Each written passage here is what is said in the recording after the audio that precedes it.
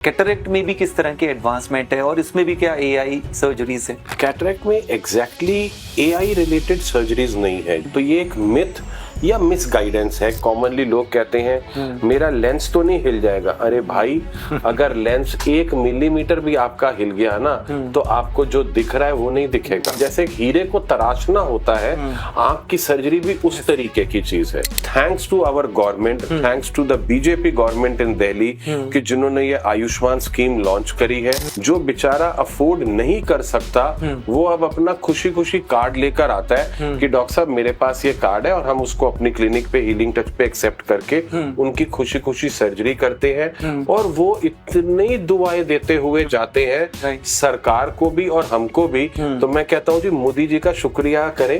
मैं तो इतना उनका फैन हूँ कि अभी उनके 75वें बर्थडे पे हमने हीलिंग टच में 75 सर्जरीज फ्री ऑफ कॉस्ट करी। पहले सरकारी अस्पतालों में लाइन लगाकर खड़ा रहता था, प्राइवेट हॉस्पिटल में आकर वो फायदा ले रहे हैं और उनकी बहुत अच्छे केयर में बहुत अच्छे तरीके से आयुष्मान के थ्रू सारी सर्जरीज हो रही हैं। हम कैटरेक्ट की बात कर रहे हैं, तो कैटरेक्ट में भी किस तरह के एडवांसमेंट है और इसमें भी क्या एआई सर्जरीज है? कैटरेक्ट में एग्जैक्टली एआई रिलेटेड सर्जरीज नहीं है। जो इसको अगर हम टिपिकली एआई बोलें तो ये एक मिथ या मिसगाइडेंस है कि अगर कोई आपको कहता है कि जी एआई यूज हो रही है। कैटरेक्ट में प्रिसीजन और सर्जन्स के कंफर्ट के लिए बहुत सारी एडवांसमेंट है। जैसे कि हम लेजर असिस्टेड कैटरेक्ट सर्जरी की बात करें तो लेजर असिस्टेड कैटरेक्ट सर्जरी में प्रिसीजन ऐसे है कि जैसे आपका सिलेंड्रिकल नंबर है, मैंने एक मशीन पे बिठा के आपका एक कैप्चर किया इमेज, वो इमेज डायरेक्टली हमारी लेजर मशीन में ट्रांसमिट हो जाता है, जिससे जो प्रिसीजन कि जैसे अगर आपकी 10 एक्सिस पे मुझे लेंस डालना है और सिलेंडर है तो लेजर वहीं पे एग्जैक्टली मार्क बनाता है कि जिससे मैं एग्जैक्ट प्रिसाइज दे सकूं। मैं आपको इसका एक वीडियो भी दिखाऊंगा कैसे ये फंक्शन कर रहा है। ओके। तो उसको साथ आपको ये समझ आएगा कि how does it work. Okay. But I will again correct that it is typically not artificial intelligence which is coming, it is just a technology। वो technology integration है कि जो ट्रांसमिट होकर आपके प्रिसीजन को बेटर कर रही है। Right right. लेजर से और क्या फायदे होते हैं कि जैसे अगर आज मैंने कहा कि मुझे एक 6 मिलीमीटर का लेंस के अंदर ओपनिंग बनानी है, तो अगर मैं अपने हाथ से बना रहा हूं तो वो हो सकता है 6 ना होकर 5.8 हो जाए, 5.7 हो जाए या 6.2 हो जाए। लेकिन लेजर अगर को उसमें मैं फीड करूंगा 6 तो वो एग्जैक्ट 6 पर ही काटेगी। So this increases the efficiency, this increases the precision, this increases the quality of surgery. Because आंख एक बहुत छोटा सा स्ट्रक्चर है। आप मान के चलें, जैसे कॉमनली लोग कहते हैं मेरा लेंस तो नहीं हिल जाएगा। अरे भाई, अगर लेंस 1 मिलीमीटर भी आपका हिल गया ना तो आपको जो दिख रहा है वो नहीं दिखेगा, बहुत छोटा सा होता है। सो इसमें छोटी छोटी वो प्रिसीजन, जैसे हीरे को तराशना होता है, आंख की सर्जरी भी उस तरीके की चीज है। ग्लॉसली करें तो बस ऐसे खट खट खट किया और हो गया, लेकिन वो भी दिखता है, लेकिन उसके बाद फिर चश्मे की जरूरत, चश्मे का नंबर, ये वो। लेकिन अगर आप बहुत प्रिसाइज और बहुत एक्यूरेसी के साथ बढ़ना चाहते हैं तो हाँ, ये टूल्स आपको उस चीज में हेल्प करते हैं कि जिससे आप वो एग्जैक्ट 100% अचीव कर सकते हैं। और अब जमाना 99 का नहीं रहा। अगर चाहिए तो आप भी अगर कुछ कराना चाहेंगे तो आप कहेंगे 100 कौन दे सकता है, मैं 100 के पास जाऊंगा। बिल्कुल। Why compromise for 1%?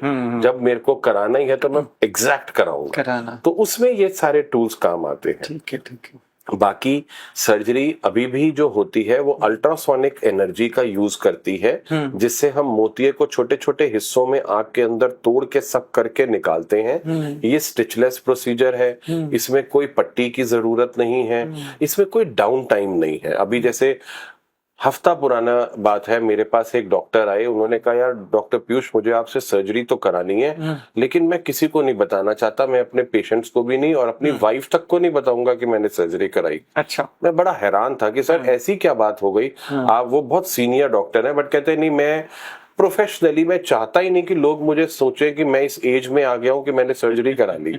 मैंने कहा सर बढ़िया। तो उन्होंने अपनी वाइफ को भी नहीं बताया।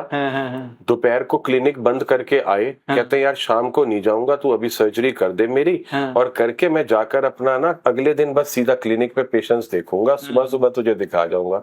और एग्जैक्टली वही हुआ। अच्छा। सर्जरी कराकर उन्होंने 2 घंटा मेरे यहाँ वेट करा, उसके बाद खुद ही गाड़ी चलाकर वो अपने घर चले गए। अच्छा। और घर जाकर आराम करा, दवाई डालते रहे, और दवाई डालकर अगले दिन सुबह अपना पेशेंट्स देख रहे थे। बीच बीच में जैसे जैसे उनको मेडिसिन चाहिए थी 2-2 घंटे पे एक ड्रॉप डालते हैं। और आज तक उन्होंने अपनी वाइफ तक को नहीं बताया हुआ कि उनकी सर्जरी नहीं नहीं बिल्कुल सर, ये तो एक so this is all about the newer advancements, the beauty of technology, the beauty of AI, जो चीजें आ रही हैं कि अब कल हमारा और ग्लैमरस और सुधर रहा है, और उसके अंदर मजा आ रहा है कि हम आपको वो दे सकते हैं जो आज से कुछ साल पहले शायद हमने कभी ड्रीम भी नहीं किया। राइट। नहीं, जैसे इसने बात की सर, ज्यादातर हम देखते हैं थोड़ा सा एक एल्डरली एज ग्रुप में कई बार वो भी काफी ज्यादा प्राइस सेंसिटिव होते हैं, और कहते हैं अक्सर बच्चों को कि यही वाला करा लो ऐसा। तो और उनके पास अगर हम देखें तो आजकल तो वैसे बहुत सारी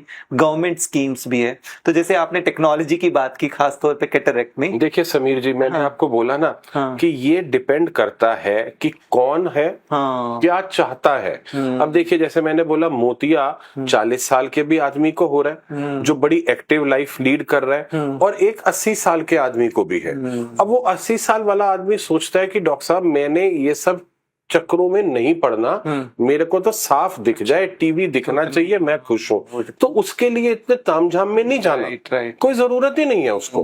पर कई शौकीन इतने होते हैं कि जो कहते हैं कि नहीं, मैं अभी एज थोड़ी ना मेरी कोई है, मेरे को आज भी काम करना है, मेरे को आज भी एक्टिव लाइफ चाहिए, मैं तो बेस्ट कराऊंगा। So it is all about your mindset. बाकी thanks to our government, thanks to the BJP government in Delhi कि जिन्होंने ये आयुष्मान स्कीम लॉन्च करी है, जिससे इतना ओल्ड एज पेशेंट जो बेचारा अफोर्ड नहीं कर सकता, वो अब अपना खुशी खुशी कार्ड लेकर आता है कि डॉक्टर साहब मेरे पास ये कार्ड है, और हम उसको अपनी क्लिनिक पे हीलिंग टच पे एक्सेप्ट करके उनकी खुशी खुशी सर्जरी करते हैं। और वो इतनी दुआएं देते हुए जाते हैं सरकार को भी और हमको भी। तो मैं कहता हूँ जी, मोदी जी का शुक्रिया करें। और मैं तो इतना उनका फैन हूं कि अभी उनके 75वें बर्थडे पे हमने हीलिंग टच में 75 सर्जरीज फ्री ऑफ कॉस्ट करी कि भाई कुछ लोगों की दुआएं, और ऐसा लीडर हमें हमेशा हमारे देश पे उसका साया रहे और उसका हाथ रहे कि ऐसे ही हम तरक्की करते रहें और ऐसी नई नई स्कीमें आती रहें जिससे